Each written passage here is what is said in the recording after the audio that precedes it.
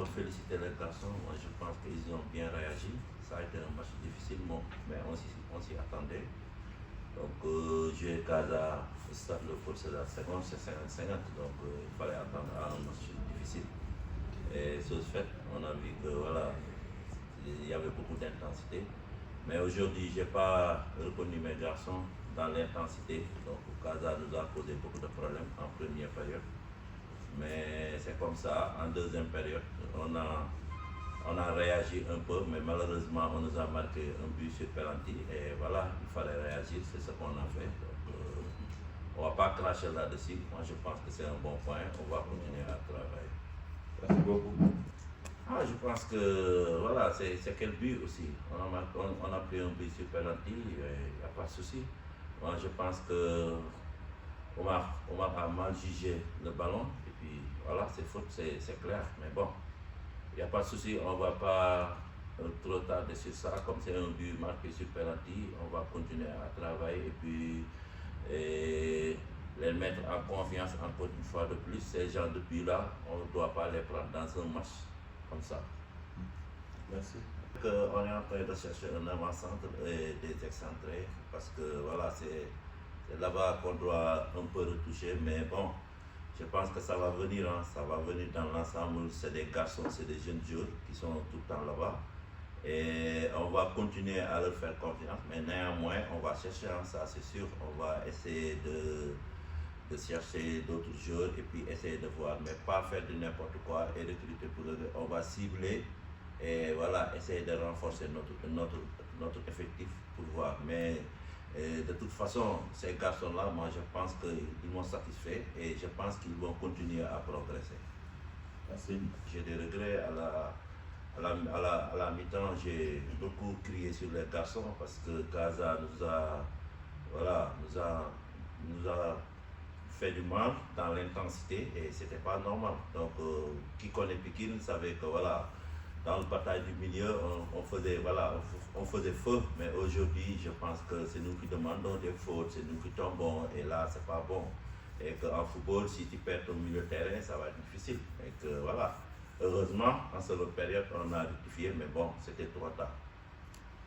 Merci. Donc, santé avant tout, petit point de vue, donc, d'une qui crache, point de barre le but dans la globalité de match, Casa, nous n'avons pas gagné. Donc, là moom duñ ko nëppal et que ñun aussi première période bi gisoon nañ ne Casa yéeg nañ suñu kaw ils nous ont emmerdé ci milieu terrain ci ay duel yoo xamante ni ñoom ñoo ko doon gagné loolu taxoon na bi ñu duggee ci mi-temps bi ñu waxtaan ak xale yi et puis newaat leen nag il faut que les gars bataille milieu terrain bi ngeen jëlaat ko.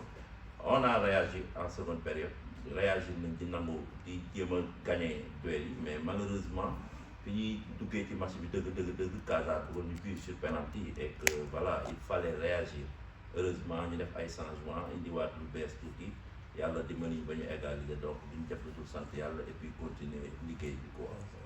Merci. Question.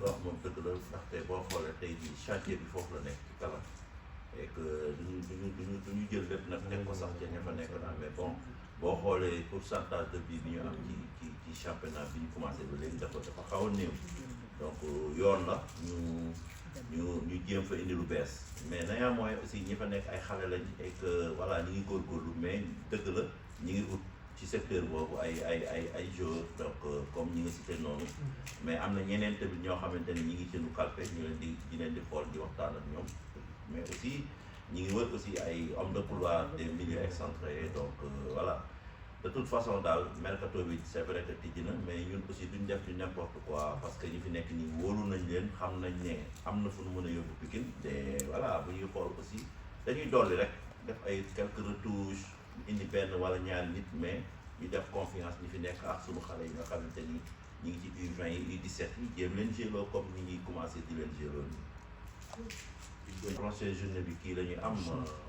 Cambérène ñun ñooy dem fekk ji Cambérène et que dañ leen respecté xam ne voilà ce sera un match difficile parce que boo xoolee tey jii ñi nga xamante ni ñoo nekk ci suuf dañuy xeex pour ñëw ci kaw ñi nekk ci kaw dañuy xeex pour dem ci kaw donc amul fenn fu ñuy noppali ko.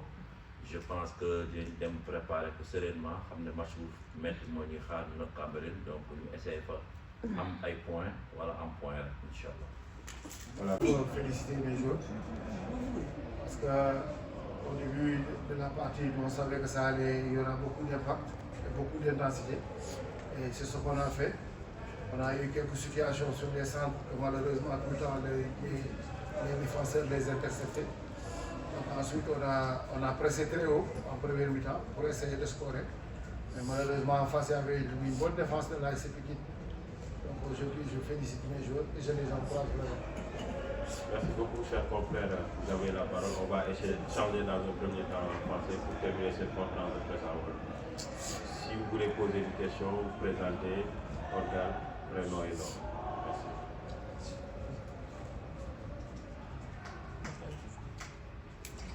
Oui. Faites passer s'il vous plaît.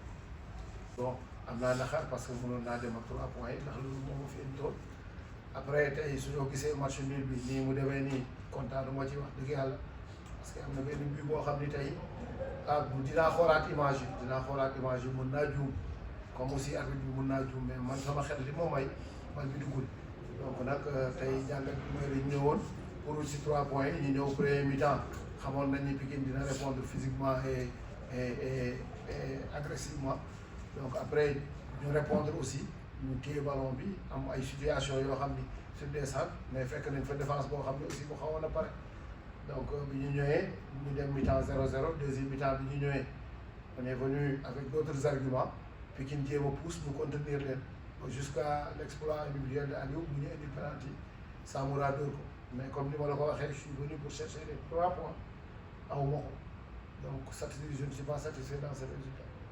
Voilà, vous dire une question. Fatalement la version wolof bi la nekk. Ok, coach, félicitations pour le point positif. Coach bi. Il est toujours à l'infirmerie. Ça va, on attend, on prendra le temps qu'il faudra pour qu'il guérisse, pour qu'il vienne mettre encore le turbo comme tout le monde l'attendait. Donc on va le ménager le temps possible, qu'il soit guéri à 100%. Parce qu'on ne va pas tardonner malgré qu'on perd des points et qu'il a fait une très bonne saison. Donc on ne va pas trop se précipiter pour ça, pour son retour. Merci. Nous allons prendre une dernière question en français s'il y en a. Et avant loolu bon Khalifa aujourd'hui man mi xam Khalifa li ma doon xaar ci moom gisuma sincèrement te il a été moyen loolu moo tax ñu changé même bu amutoon penalty bi damay changé parce que am na lu bari loo xam ne dama ko doon xaar ci moom tey il n'était pas là ak football bi Pikine tey c'était dans le milieu de terrain il a tenu pendant 15 minutes après ça mu wàcc complètement donc après c'est un choix su amutoon penalty sax dama koy génn waaw. Merci. dafa am beneen laaj ci. Pape c'est moom joueur la boo xam ne ñun début de saison ñëpp gisoon nañ ko compté woon nañ ci moom mais malheureusement mu gaañu mais tey joueur bu gaañu aussi ñun tolluñu foo xam ne dañuy précipité wéram tey moo tax dañuy xaar dinañ ko faj temps bu mu munti jël dinañ ko jël faj ko pour au moins tey deuxième partie saison bi mu ñëw en super forme comme ni ko ñëpp doon xaar. rek coppite gi mooy constance bi tey daaw soo xoolee période bii dañu constant wu ñu dañuy gagné tey am défaite nul mais ren on est constant dañoo nekk ci benn rythme boo xam ne ci la nekk depuis la préparation soo ko xoolee après beneen bi mooy ren par rapport ak daaw ren am nañu ay joueurs ay compétiteurs ñoo xam ne bi ñu leen di jëli ci équipe yi ñu nekkoon ñëpp ay titulaires la ñu woon pratiquement donc loolu aussi avantage la moo gën a tax groupe bi gën a mën a suulewu parce que ay gone la ñoo xam ne mën nañoo répéter 3-4 matchs ci même niveau bi. mercato bi dama tab. forcément tey soo nekkee compétiteur bu am ay ambition par moment soo étudier soo xoolee sa équipe bu baax pendant presque 15 journées après forcément dina am ay coppite dina am ay jours yi ñuy appelé kooku moom je le dis haut et fort parce que ñoom ñëpp xam nañ ko bon après tey comme ni nga ko waxee am na joueurs yi gars yi di courtiser loolu ça dépend du président et du club parce que man je sais que su ma bëggee joueur man la mais après yéen ñi si c'est à l'étranger c'est le président qui va décider donc nag pour le mercato je suis en train de voir avec mon staff on est en train de voir pour chercher du sang neuf surtout vers devant. Merci. Mais aujourd'hui ce qui a si tu vois la philosophie du match ce qui a manqué c'est la concentration dans les dernières minutes on n'a pas été très concentré et puis qui nous a mené vers un terrain que c'est de tout le temps se quereller avec les jeunes, faire des fautes. Et c'est ce que les gosses n'ont pas apprécié, ils étaient sortis dans la concentration. Après, ce qui fait la différence entre le Casa de l'année dernière et de cette année, c'est la constance. C'est la constance. Là aussi, en plus, avec notre recrutement, on a des joueurs compétiteurs, des joueurs qui étaient titulaires quasiment l'année dernière dans tout le club. Donc aujourd'hui, il y a l'expérience aussi qui a joué dans cette équipe-là. Malgré qu'on a des jeunes, mais qui sont un peu expérimentés, parce que qui ont fait 2 ou 3 ans en Ligue 1 ou en Ligue 2. Donc c'est ça la différence. C'est des compétiteurs, en plus c'est la constance. Puis, vu ce qu'on a amené, moi j'étais venu pour chercher les 3 points. Et c'est ce que j'ai dit avant le match. On a pressé. Le résultat, moi je ne suis pas satisfait à 100% parce que je pouvais rentrer avec les 3 points. Donc après, sur les faits de jeu, sur un manque de concentration ou un fait de jeu, là, je n'y peux rien. Mais malheureusement, qu'on est sorti ici avec 1 point, mais on n'est pas satisfait. On devrait pouvoir sortir avec 3 points, avec ce but que je n'ai pas vu les images, que je regarderai encore, ce but égalisateur, que moi je ne crois pas qu'il y a but. Mais après, on va voir des images, ce qu'il en faut. Mais sincèrement, je ne suis pas satisfait parce que j'étais venu chercher les 3 points. Merci beaucoup.